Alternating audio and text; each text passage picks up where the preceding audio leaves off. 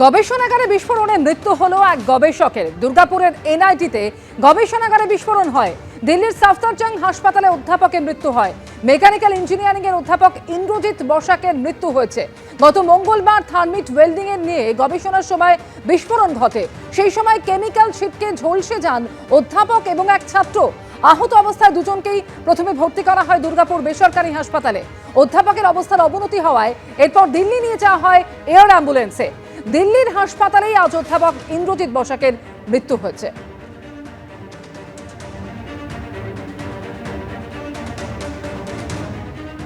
बहुत ही दुख के साथ सूचित करना पड़ रहा है कि हमारे सीनियर प्रोफेसर इंद्रजीत बासक, जिनके साथ ये 15 तारीख को ये घटना हुई थी, उसके बाद उन्हें प्राथमिक उपचार जो हमारा एनआईटी के वहीं हुआ था, उसके बाद उन्हें हेल्थ वार्ड में एडमिट कराया गया था।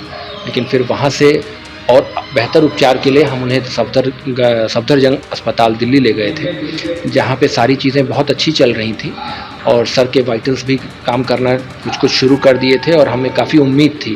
लेकिन अचानक से ये खबर आज सुबह ही आई है, जिससे हम पूरा एनआईटी परिवार शोक संतप्त है। इस दुख की घड़ी में पूरा एनआईटी संस्थान, हमारा पूरा संस्थान, हमारा प्रशासन परिवार के साथ है। ব্রিগেড সমাবেশ থেকে রবিবার আরএসএস, বিজেপি ও তৃণমূলকে এক সারিতে রেখে নিশানা করলেন মোহাম্মদ সেলিম। বাংলার মানুষ প্রত্যাখ্যান করেছে ওদের, পাল্টা প্রতিক্রিয়া তৃণমূলের। এদিন 26,000 চাকরি বাতিল থেকে আরজিকর কাণ্ড, একাধিক ইস্যুতে তৃণমূলকে নিশানা করে সিপিএম। জবাব দিয়েছে তৃণমূলও। মমতার দয়ায় আর দোয়ায় সেই আরএসএস আমাদের রাজ্যে ঘর বাঁধছে। বিজেপি আর তৃণমূল এই খেটে খাওয়া মানুষের ঐক্যকে ফাটল ধরাচ্ছে। ওনারা নিজেরাই তো ওই আরএসএস বিজেপির এদের পেছন ধরে আছেন। বছর ঘুরলেই বিধানসভা নির্বাচন, তার আগে ব্রিগেড সমাবেশ থেকে রবিবার আরএসএস, বিজেপি ও তৃণমূলকে এক সারিতে রেখে নিশানা করলেন মোহাম্মদ সেলিম। গুজরাটে যে গণহত্যা করেছে, আজকে মমতার দয়ায় আর দোয়ায় সেই আরএসএস আমাদের রাজ্যে ঘর বাঁধছে আর মানুষের ঘর ভাঙছে। রাজ্যের পুলিশ, তৃণমূল কংগ্রেস, রাজ্যের প্রশাসনের মুরদ নেই এই দাঙ্গাবাজদের আটকাবে। তার জন্য লাল ঝান্ডাকে মজবুত করতে হবে, ডান্ডাগুলোকে একটু মোটা করতে হবে। পাল্টা জবাব দিয়েছে তৃণমূল। ওনারা নিজেরাই তো ওই আরএসএস বিজেপির এদের পেছন ধরে আছেন, তাই জন্য এই ধরনের কথা বলছেন। বাংলার মানুষ প্রত্যাখ্যান করেছে ওদের, সুতরাং এসব কথা বলে কোনো লাভ হবে না। একটা বড় অংশের হিন্দুকে ধন্যবাদ দেব, তারা সিপিএম এর থেকে মুখ ঘুরিয়ে নিয়েছে। এদিন 26,000 চাকরি বাতিল থেকে আরজিকর কাণ্ড, একাধিক ইস্যুতে তৃণমূলকে নিশানা করে সিপিএম। শিক্ষকের নিয়োগ হয়, সেখানে দুর্নীতির পাহাড়। সুপ্রিম কোর্ট পর্যন্ত আমাদের রাজ্যের মুখ্যমন্ত্রীর নাকে ঝামা ঘষে দিয়েছে।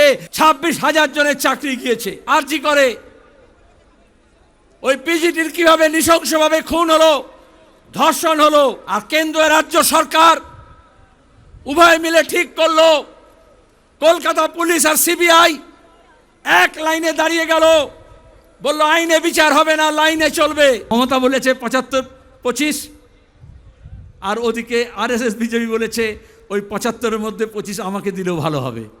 আর আজকে দাঁড়িয়ে মমতা কি বলছেন ইন্ডোর স্টেডিয়ামে? মোদি ভালো, অমিত শাহ খারাপ। লিখে রাখুন, 2026-এ বলবে অমিত শাহ ভালো, যোগী খারাপ। সিপিএমও তো একসময় কংগ্রেসকে খারাপ বলতো, তারপরে তাদেরই কোলে উঠে দোল খেয়েছে। সিপিএম তো একসময় শিবসেনাকে সাম্প্রদায়িক শক্তি বলতো। মমতা বন্দ্যোপাধ্যায় কোনোদিনই বলেননি নরেন্দ্র মোদী ভালো, অমিত শাহ খারাপ, অমিত শাহ ভালো, নরেন্দ্র মোদী খারাপ।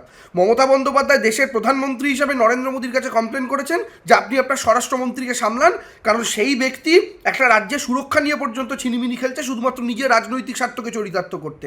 বাংলায় বর্তমানে সিপিএম এর কোনো লোকসভার সাংসদ নেই কোনো বিধায়ক। বিগত বেশ কয়েকটি লোকসভা ও বিধানসভা নির্বাচনে সিপিএম এর ভোটের হার যেমন কমেছে, তেমনি 2014 লোকসভা ভোটের পর থেকে বাংলায় বিজেপির ভোটের হার ক্রমশ বেড়েছে। অন্যদিকে তৃণমূলের ভোটের হার তেমন কোনো হেরফের হয়নি। এই অবস্থায় সিপিএম এর কাছে এখন বড় চ্যালেঞ্জ হলো নিজেদের ভোটারদের ধরে রাখা, এমনটাই মনে করছেন বিশেষজ্ঞদের একাংশ। যারা এই মুহূর্তে পশ্চিমবঙ্গে তৃতীয় স্থানে, কংগ্রেসের সঙ্গে জোট বেঁধেও তৃতীয় স্থানে, তারা চাইছেন যে তৃণমূল এবং বিজেপিকে একই বন্ধনীতে রেখে, একই ব্র্যাকেটের মধ্যে রাজনৈতিকভাবে রেখে, সেই জায়গা থেকে তারা চাইছেন যে সেই মানুষগুলি, নিম্নবিত্ত মানুষগুলি যেন তাদের কথা শোনে। সেই জায়গা থেকেই হয়তো এই আরএসএসের প্রতি এবার মোহাম্মদ সেলিমের তীক্ষ্ণ আক্রমণ। 26-এর বিধানসভা ভোটে সিপিএম শূন্য কাটিয়ে খাতা খুলতে পারে কিনা সেটাই দেখার। উজ্জ্বল মুখোপাধ্যায়, সুদীপ্ত আচার্য, অরিত্রিক ভট্টাচার্য, এবিপি আনন্দ।